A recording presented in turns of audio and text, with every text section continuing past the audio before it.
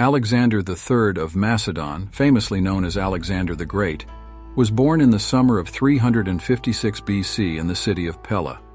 His parents were King Philip II of Macedon and his fourth wife Olympias, the daughter of Neoptolemus I, the king of the Molossians, an ancient Greek tribe in Epirus.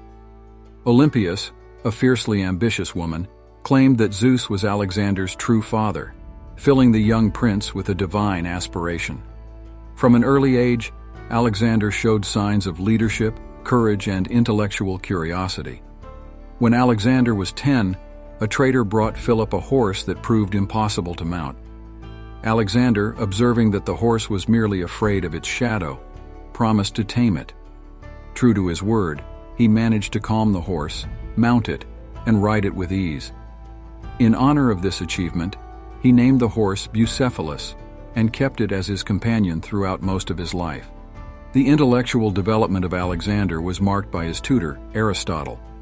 Philip, aware of the importance of education for his son, hired the great philosopher when Alexander was 13. Over the next 3 years, Aristotle taught Alexander and several of his companions various subjects such as science, philosophy, arts, and medicine.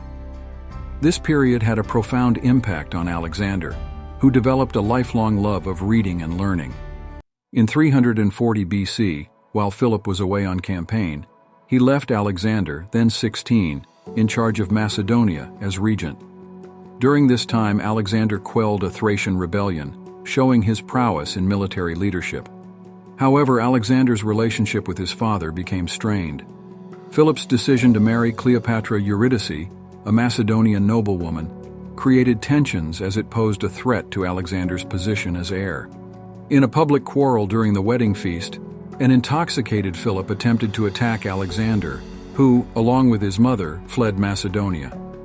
Although father and son reconciled and Alexander returned to Pella, their relationship remained tense. When Philip was assassinated by the captain of his bodyguards, Pausanias, in 336 BC, Alexander became king. Although some rumors suggested that Alexander and Olympias might have been involved in Philip's assassination, these claims remain unsubstantiated. As king, Alexander moved swiftly to consolidate his power. He eliminated potential rivals to the throne, quelled rebellions, and gained the allegiance of the army. He also sought approval from the Assembly of the League of Corinth, a federation of Greek states, for his leadership and for the war against Persia that his father had planned. With the combined strengths of Macedonia and the Greek states behind him, Alexander was ready to embark on the campaign that would make him, in the eyes of many, great. Having consolidated his power and secured his kingdom, Alexander began to look east to the wealthy lands of Persia. His father Philip had planned an invasion of the Persian Empire, and Alexander was eager to carry on this legacy. This desire was fueled not only by his ambition for expansion, but also by a desire for revenge, as Persia had attempted invasions of Greece in the past. In the spring of 334 BC, Alexander led his army across the Hellespont, the narrow strait separating Europe and Asia, and into Persian territory. His army, an impressive force of around 37,000 Greek and Macedonian soldiers, was to face the Persian forces led by King Darius III. Despite the overwhelming numbers of the Persian army, Alexander's tactical brilliance and the superior discipline of his troops won him the Battle of Granicus. Following the victory at Granicus, Alexander proceeded to liberate the Greek city-states of Asia Minor, which had been under Persian control. These successful campaigns significantly boosted the morale of his troops and established Alexander as a liberator in the eyes of the Asian Greeks. However, the true test of Alexander's military prowess came at the Battle of Issus in November 333 BC, where he faced Darius III in person. Despite the Persian army's numerical superiority, Alexander managed to secure a decisive victory, largely due to his effective use of the Macedonian Phalanx, a formation of infantry carrying long spears, and his leadership on the battlefield. Darius fled the battle, leaving his family behind, which Alexander later treated with respect.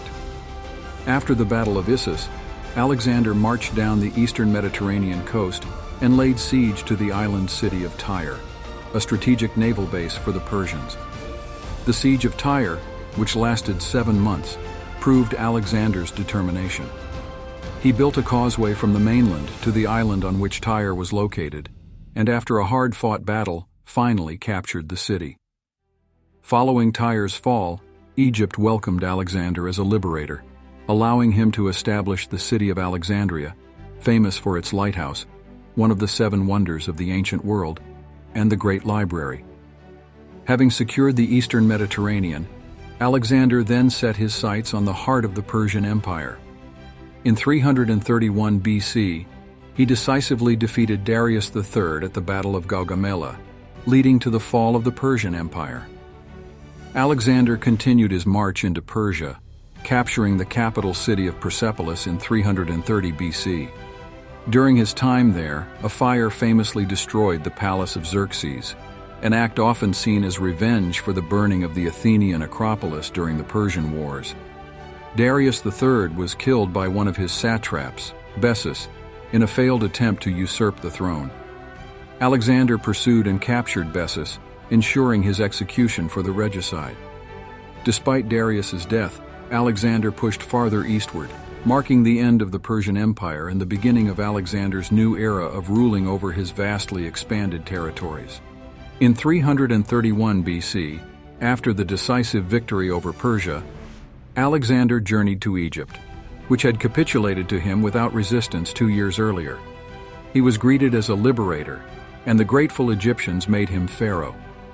During his stay, he founded Alexandria at the mouth of the Nile, a city that would grow into a bustling metropolis and center of culture, known for its famed lighthouse and library.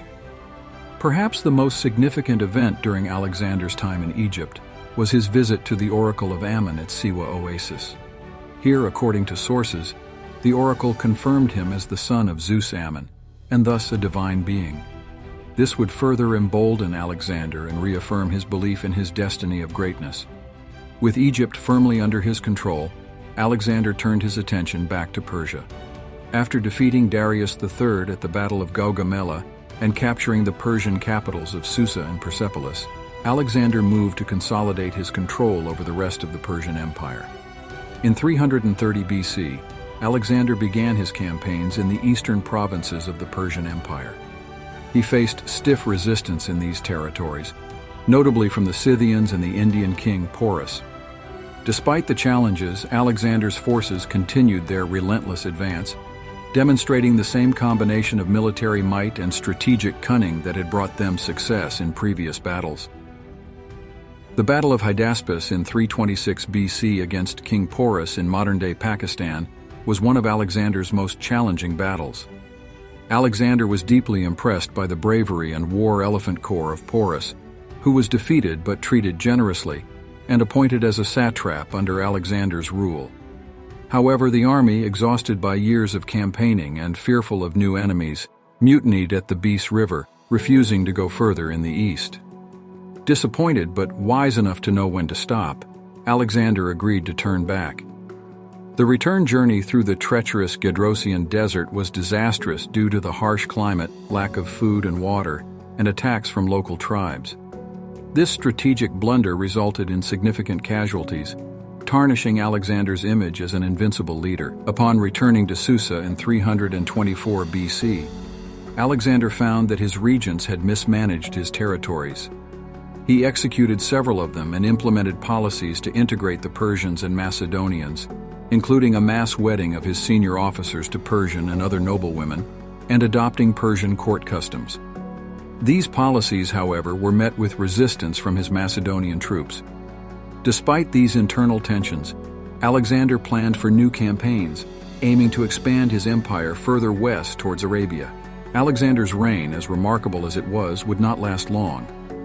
In the spring of 323 BC, Alexander reached Babylon, a city he intended to establish as his imperial capital. However, while preparing for an expedition to Arabia, he fell ill after a prolonged banquet and drinking session. The exact cause of Alexander's illness remains a mystery, with theories ranging from poison to natural causes such as malaria or typhoid fever.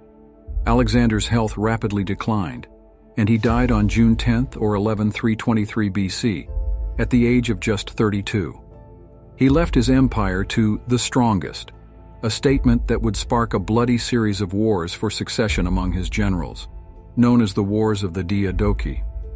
His death marked the end of an era and the beginning of the Hellenistic period, characterized by significant Greek influence over the territories Alexander had conquered.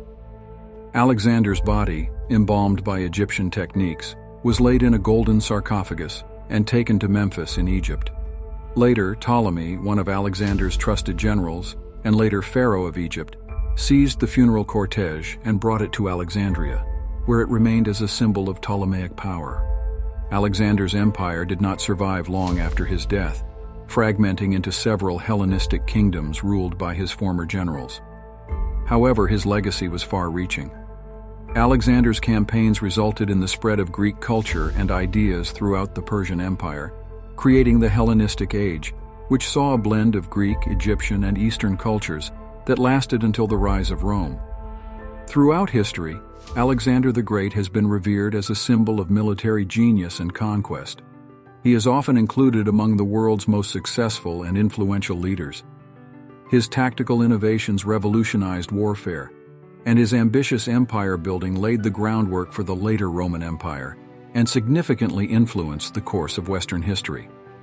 Although he ruled for only 13 years, Alexander's conquests have made him a legendary figure. His life has been the subject of countless biographies, histories, novels, and films, and his name remains synonymous with military brilliance and imperial grandeur. Alexander's desire to conquer the world changed the ancient world's landscape and continues to fascinate us over 2 millennia later. His story is a testament to human ambition, the power of a single individual to change the course of history, and the fleeting nature of earthly glory.